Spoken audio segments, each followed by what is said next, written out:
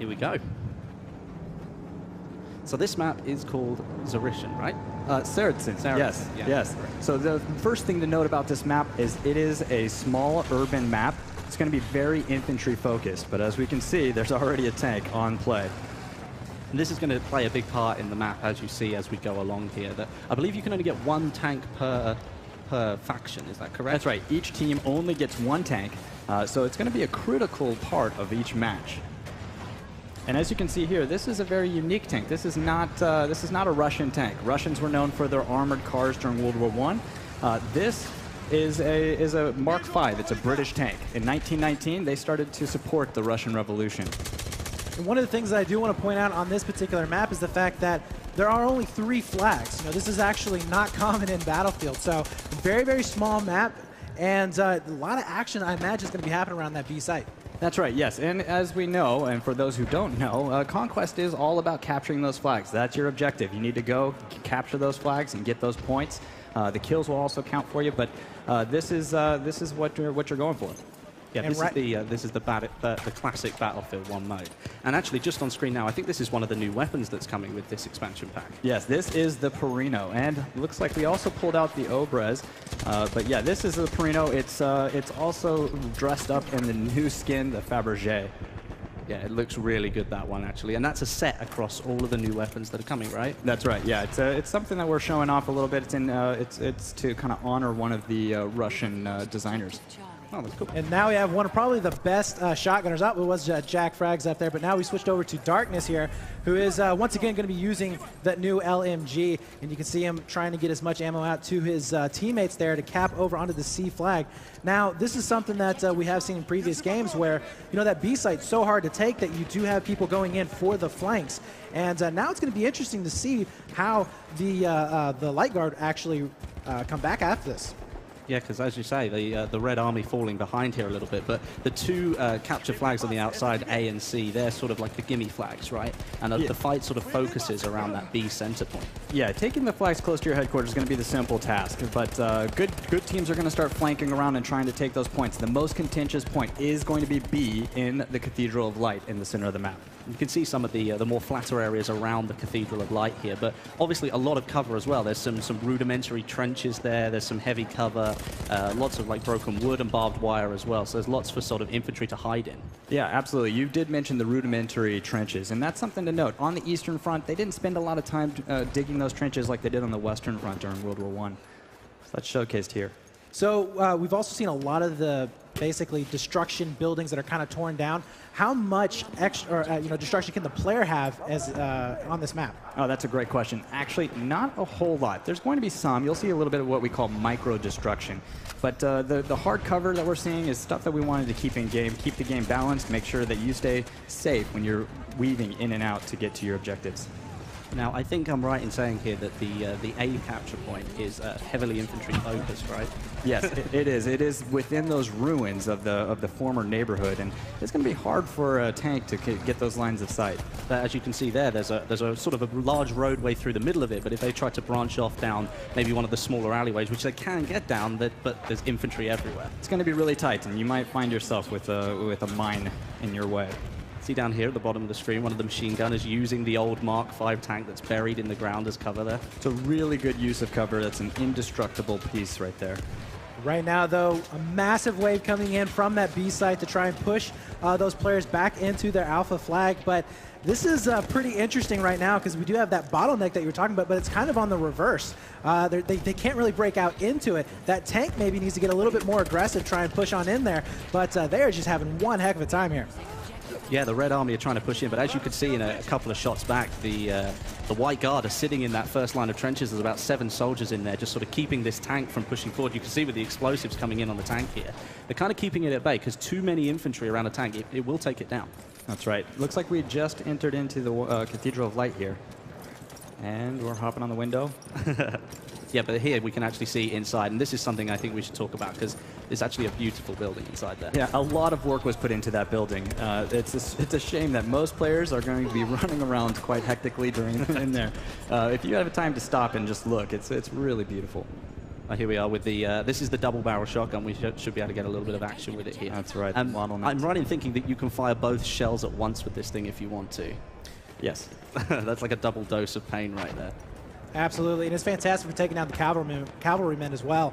But right now, oh, we have another new gun right here on screen. This is from the medic class, I believe. That's right. It's the Fedorov Avtomat, and this one is really unique in that it allows you to be able to choose your firing type. So you can go burst or you can go single shot. And we are starting to see right now the score kind of pulling apart. Nice shot. That was a nice takedown. Yeah, but we can see the White Guard pulling away just a little bit in terms of score here. And as you said, they've held the majority of flags, 2 out of 3 for most of the game so far.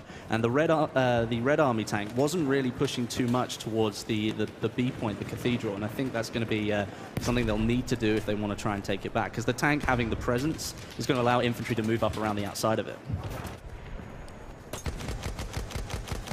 And right now we can see a pretty big battle happening over here onto that C side of the map. Looks like they are going to be able to defend it for now, but they are getting a lot of pressure on that particular point. And for now, looks like they will be able to hold it off. A little bit of push coming in onto the Cathedral, but you can just see how difficult it is, especially without any good tank, which potentially could go down here. But, oh, nice shotgun there. As that's going to be Jack Frags. Kind of come out, he does, gets the knife. Beautiful job. That was a nice takedown. That was good. Close quarters with the shotgun. Couldn't quite finish him off. Whipped out the knife. Job done. One thing to note about this map is it is actually a critical point in a critical place. It's in the port of the Volga River. So anyone who controlled this point also got to control the route of supplies. So this was something that the Red Army really wanted to take and control while they were trying to fight their way to control Russia. Well, right now they're facing a rather big push from the White Guard. As you can see here, we've got some tank action going on, but they seem to be separated at the moment. There's so much infantry action going on in the middle that they don't want to push too much and then lose the tank. Yeah, it's a vital part of the battle. The tank is really trying to hold on here. Yeah, the Red Army really struggling to get any point. Now almost going to get 3-capped, and we all know that if you're getting 3-capped in Conquest, the game could end fairly early. So they really need to rally back and get onto that point as quickly as possible. I think they've solidified the A capture point now. Looking at it again, it doesn't appear to be contested right now, so perhaps they sort of settled back down again, but they really do need to make a push for that Cathedral if they want to try and claw their way back in. I think that's the key to this win right here. Anyone who controls B is going to have that victory. See here doing some damage against that enemy tank, all the explosives going on. This is why the infantry can be so dangerous, especially when it's just one tank on its own. You know, this is the only vehicle that your team's going to have. You really need to try and protect it from enemy infantry. Yeah, it is really just a fantastic sight right there, looking at it from above. You do have some cavalry trying to come in, maybe do a little bit of harassment there, but this tank is literally just, he doesn't know what to do. He's already pushed all the way back to the out-of-bounds zone. But we are going to be seeing him slowly but surely kind of inching his way up. He's about half health, so he does need to be careful. But, you know, this is really interesting, too, because we haven't really seen too much from the other team's tanks. So maybe they've kind of just focused on purely just pushing them in terms of the infantry. Oh, here we see an actual battle going on at the Cathedral right now. You can see the flag is being contested. Both sets of infantry are in here trying to battle it out. And as much as it looks just like a building on its own, it is a really large building. This is a great shot here. You can see the full scope of the building now. Yeah, it's absolutely insane, the size and scope of this building. Not only that, but you do have some vertical gameplay with it, because one of the entrances where it's crumbled at the side where it's been hit by a shell of some sort, you can actually get up onto sort of the first level of buildings around the top there. Yeah, I actually think that's going to be one of the keys to victory too for this point. When you can get to high ground, you can control that point.